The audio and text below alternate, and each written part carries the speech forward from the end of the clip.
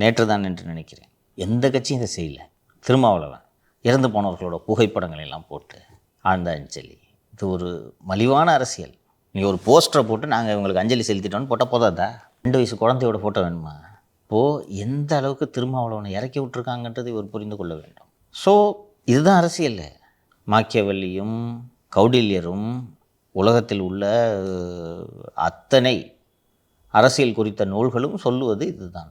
இன்னொன்று ப்ராக்டிக்கலாக common sense. இது நான் தான் எளிய உதாரணத்தை சொன்னேன்.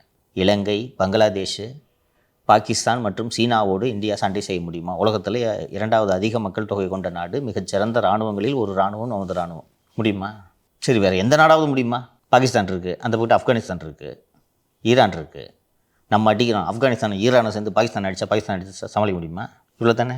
ஆனால் சினிமாவில் ஒரே ஹீரோ 30 ஃபைட்டர்களை பறக்க விடுகிறாரா இல்லையா? முடியுமா? அதில் அதுதான் அரசியல்னு விஜய் நினச்சிட்டு இருக்கார். போக போக புரிந்து கொள்வார் என்று நான் நம்புகிறேன். இப்போ திமுக விஜயை முடக்கிறதுக்கு ஒன்றை கையில் எடுத்திருக்காங்கன்னா, அவர் பாஜக ஒரு உதவுது, அதான் அந்த ஒய்பிரி பாதுகாப்பு கொடுத்தாங்க, இந்த எம்பியெல்லாம் அனுப்பிவிட்டாங்க அப்படின்னு சொல்லிட்டு அதை தான் தீவிரமாக அந்த விஜய் அவர்கள் மீது அந்த தாக்குதலை முன்னெடுத்திருக்காங்க. அப்படி இருக்கப்போ சார், என்டிஏ கூட்டணியில் அவர் கூட்டணி வச்சாலும் அதை தான் சொல்ல போகிறாங்க, இல்லைனாலும் அதை தானே சார் சொல்ல போகிறாங்க. எப்படி இருந்தாலும் நீ சொல்ல போகிற, போய் சேர்ந்துக்கிறேன், முடிஞ்சிச்சா? உன்னை ஒழிக்கிறேன்டா, முதல்ல உன்னை ஒழிக்கிறேன்டா. ஃபஸ்ட்டு தம்பி, சண்டை போட்டு ஜெயிக்கிறது வேறு, சண்டை போடுறது நீ உயிரோடு இருக்கணும்ல. இன்றைக்கி உன்னை முடக்கிட்டாங்க தானே? நான் கேட்டதுக்கு பதில் சொல்லு. பிரச்சாரத்தை எப்போ தொடங்க போகிற சொல்லு. ஆலோசனை நடந்துக்குது. இப்போது 26 டிசம்பர் வரைக்கும் ஆலோசனை பண்ணுவீங்களா? அப்போது நீங்கள் உயிரோடு இருக்கணும் இல்லையா? உயிரோடு இருந்தால் தான், இன்றைக்கி தோத்துட்டாலும் உயிரோடு இருந்தால் தான் நீங்கள் இன்னொரு நாள் you can continue this fight. உயிரோடு இருக்கிறதுக்கு 4 ஃப்ரண்ட்டில் வார் நடத்தின முடியுமா? இன்றைக்கி உங்களை இந்த நிலைமைக்கு ஆளாக்குனதுக்கு யார் காரணம்? நீங்களே இது சதித்திட்டம்னு சொல்லிட்டீங்க. நீங்கள் பேசின ஒரே ஒரு வீடியோ, அந்த வீடியோவில் சொன்னீங்களா சதித்திட்டம்னு? எல்லா ஊர்லேயும் நல்லா நடக்குது, கரூரில் மட்டும் ஏன் இப்படி நடக்குது அப்படின்னா சதித்திட்டம். யாரால் அங்கே நடந்திருக்க முடியும்? அப்போது அந்த சதித்திட்டத்தை செய்து உங்களை இந்த நிலைமைக்கு ஆளாக்கி முடக்கி வைத்தவர்களை எப்படி பழிவாங்க போகிறீர்கள்? எல்லோரோடும் சண்டை போட்டா? அதைத்தான் விஜய் அவர்கள் யோசிக்கிறார். காலப்போக்கில் யோசிப்பார், இல்லை நான் இப்போது பாஜக கூட்டணியில், தேசிய ஜனநாயக கூட்டணியில் நான் சேர்ந்தால் எனது அடையாளம் தொலைந்து போகும் என்று நினைத்தால் நீங்களே இருக்க மாட்டீங்க. உங்களுக்கு அடையாளம் வேறா? நீங்கள் இருந்தால் தானே அடையாளம் உங்களுக்கு. அப்படி ஒரு நெருக்கடியில் மாட்டிக்கிட்டீங்க நீங்கள். You are in a fix. இங்கே தான் அந்த 27 செப்டம்பருக்கு முன்பு உங்கள் நிலைமை வேறு, 27 செப்டம்பருக்கு பிறகு நிலைமை வேறு. அந்த ரியலைசேஷன், அந்த புரிதல் காலப்போக்கில் வரும் என்று நான் நம்புகிறேன். இன்றைக்கி முடிவெடுக்க முடியாமல் அந்த அட்வர்டைசர் ஜானவரிசாமி சொல்லும் ஆலோசனைகளை கேட்டுக்கொண்டு இருக்கிறார். போக போக அவருக்கு புரியும். அதாவது தனக்கு மிகப்பெரிய தீங்கிழைத்தவங்களையும் மற்றவர்களையும் ஒரே தராசில் வச்சு பார்க்குறாரு திரு விஜய். உலகம் முழுக்க இப்படி தான் கூட்டணிகள் ஏற்பட்டிருக்கின்றன. வரலாறு நெடுக இதற்கு சான்றுகள் இருக்கின்றன. அப்படித்தான் நீங்கள் ஒரு போரில் வெற்றி பெற முடியும். நான் இங்கே ஏற்கனவே இந்த சீனா அமெரிக்கா உதாரணத்தை சொன்னேன்னா, டிக்டாக்கெல்லாம் பேன் பண்ணாங்க, நான் குத்து அடித்தாங்க, ஞாபகம் இருக்கா? இன்றைக்கி இந்தி சீனி பாய்னு போனாரா உள்ள? எதுக்கு 50%ஆக போகிற? இருடி, என் ஃப்ரெண்டுக்கிட்ட போகிறேன் நான், அவ்வளோதான். அதெல்லாம் முடியாது. அமெரிக்காக்கிட்டையும் சண்டை போடுவேன், சீனாக்கிட்டையும் சண்டை போடுவேன்னு போட்டு முடியுமா? நிதிஷ் சொன்ன மாதிரிங்க சார், இப்போ திரு கோவன் அவர்கள் ஒரு பாட்டு போட்டிருக்காங்க சார். அதில் பார்த்தீங்கன்னா இந்த இன்சிடென்ட்டுக்கு அப்புறமா திரு விஜய் அவர்கள் வீடியோ போட்டார் இல்லையா, அந்த வீடியோவோட ஸ்னாப் எடுத்து அவர் சட்டை ஃபுல்லாக தாமரை இருக்குது, அந்த மாதிரி ஃபோட்டோவை அதில் ஆட் பண்ணியிருக்காங்க. பயமுறுத்துறது புரியுதா? எனக்கு பயமுறுத்துறது. ஐயோ பார், என்ன போய் பிஜேபின்னு சொல்லிட்டாங்களே அப்படின்ட்டு நான் தனியாக தான் நிற்பேன்னு நீங்கள் நிற்கணும். அதுக்கு கோவன் மாதிரி ஆட்களுக்கு 2 புறையை தூக்கி போட்டவொன்னே ஒரு பாட்டோடு வருவாங்க. அதுக்கு தான் வச்சுருக்காங்க இந்த மாதிரி ஆட்களுக்கெல்லாம். நீ அதை பார்த்தியா இல்லையான்னு தெரில. ஊற்றி கொடுத்த உத்தமிக்கு போயசிலே உல்லாசம்னு பாட்டு போட்டவங்க இன்றைக்கி புறையை தூக்கி போட்ட உடனே யார் யாரை கடிக்கணுமோ போய் கடிச்சிக்கிட்டு இருக்காங்க. இப்போது விஜய் அந்த வெறிநாய்களின் கடிக்கு ஆளாகி கொண்டு இருக்கிறார். இன்னொரு பைத்தியத்தை ஒன்று இறக்கி விட்ருக்காங்க, விஜய் ரசிகர்களுக்கு பொண்ணு கொடுக்கக்கூடாது. ஏன் பைத்தியம்னு சொல்கிறேன்னு தெரியுதா உனக்கு? இப்படி அவனாவது போய் இதை ப்ரெஸ் மீட் கொடுப்பானா? விஜய் ரசிகையாக இருந்தேன்னா எவனும் லவ் பண்ணாதீங்களா? ஏன் பைத்தியம்னு சொல்கிறேன்னு தெரியுதா? அது கலாச்சார சீர்கேடாம். எப்படியா கலாச்சார சீர்கேடு? அதாவது ஒரு அம்மா சொல்லுது, எனக்கு என் கணவரோட விஜய் தான் பிடிக்கும்னு சொல்லிட்டு, அதை அவங்க கணவர் ரைட் சென்ஸில் புரிஞ்சுக்கிறாரு, அது ஒரு கலாச்சார சீர்கேடு. இப்படியான தற்குறிகள். அது அவங்க கணவர் பிரச்சனை, உனக்கு என்ன பிரச்சனை? நீ என்ன கலாச்சாரத்தை பாதுகாக்கிறதுக்காக உன்னை நியமிச்சிருக்காங்களா? அரசாங்கம் நியமித்த கலாச்சார பாதுகாவலரை ஏன் பைத்தியம்னு சொல்கிறேன்னு தெரியுதா? இது மாதிரி பைத்தியங்களெல்லாம் இறக்கி விட்றாங்க. அப்புறம் அந்த சோன் பப்படி வியாபாரியும் அந்த இது போன சேனலில் உட்காந்துக்கிட்டு உலக அரசியலோடு இதை ஒப்பிட்டு பேசுவார்கள். எல்லாமே நீங்கள் நரேட்டிவ் என்னன்னு பார்த்தீங்கன்னா, விஜய் அரசியலை விட்டு ஓடணும்.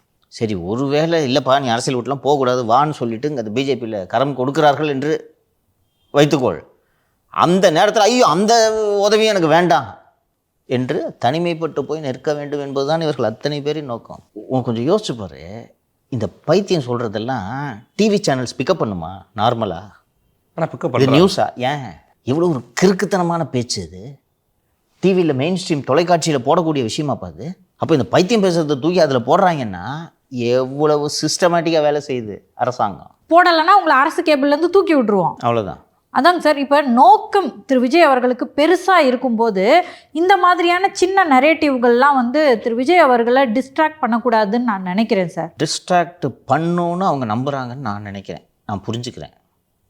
உங்களுக்கு இந்த அளவுக்கு இந்த பைத்தியத்தெல்லாம் இறக்கி விட்றாங்கன்னா இதெல்லாம் பிரயோஜனமாக இருக்கும், இது ஒரு தாக்கத்தை ஏற்படுத்தும்னு இந்த சிஸ்டம் நம்புது, உளவுத்துறை நம்புகிறது, பேனா நிறுவனம் நம்புகிறது. அதனால தான் இந்த பைத்தியத்தெல்லாம் யூஸ் பண்ணுறாங்க. தெரியுது இது ஏன் பார்த்த மதிப்பேன். விஜய் ஃபேனாக தான் உனக்கு பொண்ணு கொடுக்காத, விஜய் ஃபேனாக தான் லவ் பண்ணாதுன்னா ஒரு விஷயமா இது கிறுக்குத்தனமா இல்லை? பட் இந்த பைத்தியத்தை இப்படி பேச வச்சு இதை மெயின் ஸ்ட்ரீம் மீடியாவில், டிஜிட்டல் மீடியாவில் போட வச்சு இதை செய்தியாக்குகிறார்கள் என்றால் இது ஒரு தாக்கத்தை ஏற்படுத்தணும் அவங்க நம்புகிறாங்க. ஒருவேளை தாக்கத்தை ஏற்படுத்துகிறதோ என்று புரிந்து கொள்ளும் வகையில் தான் நீங்கள் அமைதி காக்கிறீர்கள் இல்லையா? அதை மேலும் மேலும் அடிக்கிறான். அவங்க நரேட்டிவ் செட் பண்ணுற மாதிரியே அது திரு விஜய் அவர்களுடைய இமேஜை டேமேஜ் பண்ண தானே சார் செய்யும். எப்படி? பிஜேபியோட கூட்டணி வச்சிட்டாருண்ணா. ஏம்மா நீங்கள் உயிரோடு இருக்கணுமா வேணாமாம்மா? உயிரோடு இருக்கிறது முக்கியமா இமேஜ் முக்கியமா? சொல்லுங்கம்மா, எனக்கு சிம்பிளான கேள்வி கேட்குறேன். உயிர் இருந்தால் தான் சார் இமேஜ். வெற்றி பெறணுமா இமேஜை பாதுகாத்துக்கிட்டு தோல்வி அடையணுமா? சொல்லுங்கள். தனியாக நின்னோ இல்லை காங்கிரஸோட நின்னோ ஜெயிப்பதற்கான வாய்ப்புகள் இல்லைன்ற புரிதலுக்கு இன்றைக்கி வந்திருப்பார். வந்த மாதிரி தெரியல. தனியாக நின்று ஜெயிக்க முடியும்னு நம்புறாராங்க சார். ஜெயிக்க முடியும்னு ஒரு மனசில் இவங்களாம் நம்பிக்கை ஊட்டுவாங்க. 2016 ஜெயலலிதாவின் ஒரே நோக்கம் விஜயகாந்த் திமுகவோடு சேரக்கூடாது, அவ்வளோதான். அதுதான் திமுக இன்றைக்கி விஜய்க்கு செஞ்சுக்கிட்டு இருக்கு. தனியாக நில்ல, உதவி பண்ணுறேன், எங்கால் இருக்கான் ஆதவு, எல்லா உதவிகளையும் செய்கிறோம், அங்கே மட்டும் போயிடாது, அவ்வளோதானே. இதானே அரசியல் கணக்கு. இது வேலை செய்வதற்கான வாய்ப்புகளும் இருக்கிறது அல்லவா அப்படின்னு அவங்க நம்புகிறாங்க. அவ்வளோ வேலை செய்யுது. உங்களுக்கு 2016 அதிமுக ஜெயிச்சதுக்கான காரணம் அந்த அரசின் மீது பெருமளவு அதிருப்தி இல்லை, ஆன்டி இன்கம்பன்சி இல்லை. அதிமுக எதிர்ப்பு ஓட்டுகளை ஒன்றிணைக்க முடியாமல் மக்கள் நல கூட்டணி பிரித்ததன் காரணமாக.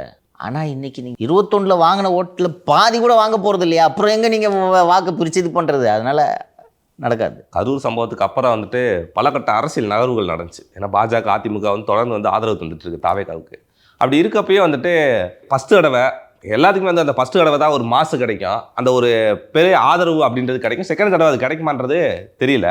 அப்படி இருக்கப்ப இன்னமும் வந்து இந்த தடவை நம்ம கடந்து போயிடலாம், கூட்டணி வச்சா நமக்கு அவப்பெயர் ஆயிரும், பாஜகவோட கூட்டணி வச்சிட்டோம் அப்படின்னு சொல்லிட்டு ஒரு அவப்பெயர் ஆயிரும் அப்படின்னு சொல்லிட்டு இன்னமும் அமைதி காத்துட்டு இருக்காரோ? நீங்கள் இன்று அமைதி காப்பதற்கான சூழல் இல்லை, அதற்கான அந்த லிபர்ட்டியும் உங்களுக்கு இல்லை. I mean you can't afford to keep quiet. நீங்கள் அமைதியாக இருக்க முடியாது. 2 மாதம்ப்பா ஓடி போயிடுச்சுப்பா, எவ்வளோ நாள் அமைதி காப்பீங்க? 140 தொகுதி முடிச்சிட்டாரு இருந்தாலும் எடப்பாடி. இந்த 12ஆம் தேதி ஜேபி நட்டா வராரு, நைனாரு. என்ன பிரச்சாரம்? அது தமிழகம் தலைநிமிர தமிழரின் பயணம் தொடங்கிட்டாரா? தேமுதிக பிரச்சாரம் பண்ணிட்டு இருக்கா, அன்புமணி பிரச்சாரம் பண்ணிட்டு இருக்காரா? நீங்கள் என்ன பண்ணிட்டு இருக்கீங்க? You can't afford to keep quite. You don't have that luxury. You cannot, you simply cannot. நீங்கள் அமைதியாக இருக்க நீங்கள் பலவீனமாயிட்டு இருக்கீங்க. உங்கள் எதிரி இந்த மாதிரி பைத்தியத்தெல்லாம் இறக்கி விடுவோம். பேசுனீங்கன்னா இந்த பைத்தியத்தோட பேச்சு எடுபடுமா? அலை மாதிரி வந்து அடிச்சுட்டு போயிடும். விர்ச்சுவல் வாரியர்ஸே சார் என்ன பேசணும் அப்படின்ற கைடன்ஸ் இல்லாமல் அவர்களுக்கு அந்த தரவுகள் எங்கே? தலைமை லீடு கொடுக்கணும், என்ன பேசணுன்ட்டு. எடப்பாடி ஃப்ரீக்வெண்ட்டாக தரவுகளை கொடுத்துக்கிட்டே இருக்காரா? என்னடா அப்படின்னு யோசிச்சுக்கிட்டு இருக்கும்போது எடப்பாடி டக்குன்னு ஒரு லீடை கொடுப்பாரு. நேற்று நல்ல ஒரு மூவ் பண்ணாங்க. 3 மணி நேரத்துக்கோ 2 மணி நேரத்திற்கோ ட்விட்டரில் எல்லாரும் ப்ரொஃபைல் பிக்சரை கருப்பாக மாற்றுங்கள். எதற்கு? மெரினா ஏர் ஷோவில் உயிர் நீத்தவர்களுக்கு அஞ்சலி செலுத்துவோம். 2 வருஷத்துக்கு முன்னாடி இறந்தாங்களோ? இருந்துட்டு போகுது, ஏன் இப்போ அஞ்சலி செலுத்தக்கூடாதா? செலுத்துவோம். நினைவுபடுத்துகிறாங்களா? நேற்று ஒரு அறிக்கை விட்டுருந்தார். சென்னை உயர்நீதிமன்றம் கரூர் சம்பவத்துக்கு எஸ்ஐடி போட்டோன்னே வேகமாக விசாரணை தொடங்குறீங்க. இதே சென்னை உயர்நீதிமன்றம் இதே அமர்வு கிட்னி திருட்டுக்கு எஸ்ஐடி நியமித்ததே, அதில் ஏன் இன்னும் விசாரணையை தொடங்கவில்லை? உங்களுக்கு வேண்டியவர்கள் என்றால் விசாரணையை தொடங்காமல் அமைதி காப்பது உங்களுக்கு வேண்டாதவர்கள் என்றால் அதே எஸ்ஐடியை பயன்படுத்தி பழிவாங்க முயல்வது. இப்போ கைடன்ஸ் கொடுத்துட்டாரா, ஊர் ஊராக போய் பேசுவான். இப்போ விர்ச்சுவல் வாரியர்ஸுக்கு எங்கே தரவு? நீ ஒரு விர்ச்சுவல் வாரியர்னு வச்சுக்க, பிரமாதமாக மீம் ரெடி பண்ணுவ, இன்ஸ்டாவில் பிரமாதமாக ரீல்ஸ் போடுவ, கிராஃபிக்ஸ் கார்டு போடுவ, வீடியோ மீம் போடுவ, நல்லா பண்ணுவ. மெட்டீரியல் திமுக மேலே கோவத்தில் வேற இருக்கேன், அதை நான் எங்கே வெண்ட் அவுட் பண்ணுறது? அவன் எடப்பாடி பேசுறதை எடுத்து போட ஆரம்பிச்சிட்டானா? இன்னொன்று கூட சொல்லியிருக்காரு சார், பஸ்ஸில் போனார், மேலே போனார், கையை காட்டவில்லை அப்படின்னு சொல்கிறதெல்லாம் அதிகாரிகளோட வேலை இல்லை, அடுத்த தடவை ஆட்சிக்கு வரும்போது நீங்கள் எல்லாருமே பதில் சொல்லணும்னு சொல்லிட்டாரு சார். இவர் ஏறினார், இவர் சென்றார், இவர் கையை காட்டவில்லை என்பதெல்லாம் உங்களுடைய சொல்லாக இருக்கக்கூடாது. இதையெல்லாம் அண்ணா திமுக ஆட்சிக்கு வந்தவருக்கு தோண்டி எடுத்து இந்த தவறான செயலை ஈடுபடுகின்ற அதிகாரிகளை விடமாட்டேன். அதிமுக எம்பி தான் சொன்னாரு, அல்லு அர்ஜுனா விவகாரமும் விஜய் விவகாரமும் வேறு வேறு. அல்லு அர்ஜுனா பர்மிஷன் இல்லாமல் வந்தாரு, திரு விஜய் அவர்கள் பர்மிஷன் வாங்கிட்டு வந்தாரு அப்படின்னு சொல்றாங்க. ஏற்கனவே அனுமதிக்கப்பட்ட இடத்துக்கு தான் அவர் வந்து கலந்துக்கிறார். இப்போ அல்லு அர்ஜுன் கேஸும் இதுவும் ஒன்றாகாது. நடிகர் அல்லு அர்ஜுன் வந்து ஒரு தியேட்டரில் நடைபெற்ற விழாவுக்கு போனார். அந்த விழாவுக்கு போனது வந்து ஏற்கனவே அவர் ஏற்பாடு செய்யாத ஒரு அறிவிக்காத ஒரு இடத்திற்கு போகும்போது ஏற்படுகிறதுக்கு அவர் பொறுப்பு. இப்போது நான் தாவேக தரப்பில் விசாரித்தவரை உச்சநீதிமன்றத்தில் இந்த சென்னை உயர்நீதிமன்றத்திற்கு எதிராக வழக்கு தொடுத்து அதில் ஒரு தீர்ப்பு வந்த பிறகு அரசியல் நகர்வுகளை செய்யலாம் என்று அவர்கள் உத்தேசித்திருப்பதாக எனக்கு தகவல்கள் வருகின்றன. But that's not an option. அது வரைக்கும் இப்போ உங்களுக்கு டேமேஜ் நடந்துக்கிட்டே இருக்கே, பைத்தியம்லாம் வந்து பேசுதே. பொதுவாங்க சார், போரில் தலைவனை அடித்து காலி பண்ணுவாங்க, அதன் மூலமாக அவருக்கு கீழே இருக்க எல்லாரையும் அடிமைகளாக மாற்றிடுவாங்க சார், அவங்களோட ஆட்களாக மாறிடுவாங்க. தலைவன் கைடன்ஸ் இல்லாத போது அவங்களுக்கும் என்ன பண்ணுறதுன்ற ஆப்ஷன் இல்லை. லீடர் இல்லாமல் படம் எப்படி சண்டை போடும்? இன்னைக்கு 2ஆம் கட்ட தலைவர்கள் தான் சார் ஆபத்தில் இருக்காங்க, சிக்கலில் இருக்காங்க. அப்படி இருக்கும்போதே தாவேக்கு அமைதியாயிடுச்சுன்றத புரிஞ்சிக்கவே முடியல சார். அதற்கு ஜான் தான் காரணம்.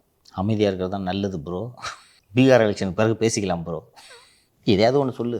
என்ன பேசுறதுன்னா, நீ வியூகம் வைக்கணும், வேலை செய்யணும்னு சொல்லி நம்மகிட்ட வேலை வாங்குவாங்களேன்னு காண்டிலேயே நம்ம அமைதியாக இருக்கலாம்னு சொல்லிட்டாரோ ஐடியான்றது தெரியவில்லை எனக்கு. சார் தயவு செய்து வேறு என்ன பண்ணுறாரோ இல்லையோ இந்த ஆரோக்கிய சாமியை மட்டும் மாற்ற சொல்லுங்கள் சார். திரு விஜய் அவர்கள் வெறி கொண்டு ரைஸ் ஆகிறத பார்க்க ஆசைப்படுற ஆட்கள்லாம் நானும் ஒருத்தி. எல்லாருக்குமே அப்போ தானே அரசியல் இன்ட்ரெஸ்டிங்காக இருக்கும். நானும் தான் ஆசையாக இருக்கேன். என்னென்னா அப்போ தான் அரசியல் இன்ட்ரெஸ்டிங்காக இருக்கும். ஓகேவா? இந்த பாருங்கள், it is his life, his political career, his future. He has to take the call. He is the leader. John Arokiasamy வேலைக்கு வச்சால் தானே. ஒரு தொழிலாளி முதலாளி என்ன முடிவெடுக்க வேண்டும் என்பதை தொழிலாளி தீர்மானிக்கிறான் என்றால் முதலாளியிடம் இருக்கக்கூடிய குறை அது. சார் ஆரோக்கியசாமி அவர்களுக்கு பதிலாக பிரமாணியாக கொண்டு வந்து வச்சிடலாமா சார்? இன்னும் மட்டும் சேர்ந்து கூட்டு போயிடுவாங்க. ஏதோ எடப்பாடி இருக்கவும் இவங்கள ஏதோ வெரைட்டி வேலை வாங்கிட்டு ஏதோ சமாளிச்சுக்கிட்டு இது பண்ணிகிட்ருக்காரு. பிரமாணியான மொத்தமும் மட்டும் சேர்ந்து கூட்டு போயிடும் கன்ஃபார்ம். எடப்பாடின்றதுனால இவங்ககிட்டையும் வேலை வாங்கிட்டு இருக்காரு.